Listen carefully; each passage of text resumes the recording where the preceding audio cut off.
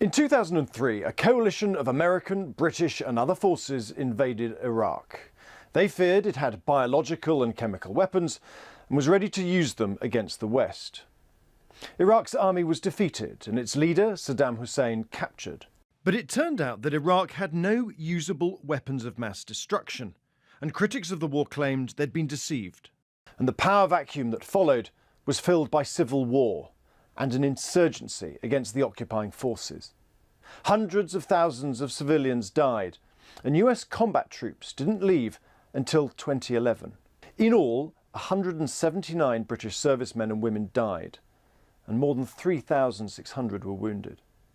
So in 2009, the then Prime Minister, Gordon Brown, set up an inquiry led by a civil servant called Sir John Chilcot. He was asked to look at what happened in the run-up to war, the military action and the aftermath, and establish how decisions were made, what actually happened and what lessons could be learned. Some of the key questions he had to answer were: was the war legal without an explicit United Nations mandate? Was intelligence manipulated to make the case for war?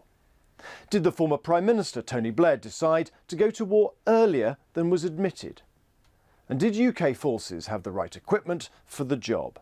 For almost 7 long years, Sir John and his panel have waded through thousands of documents and taken months of oral evidence.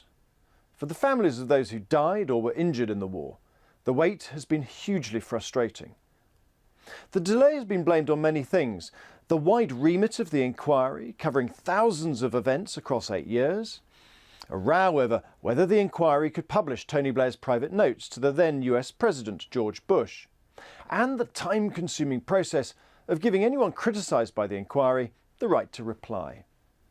At 12 volumes and 2.6 million words, the Chilcot report is more than 4 times longer than War and Peace.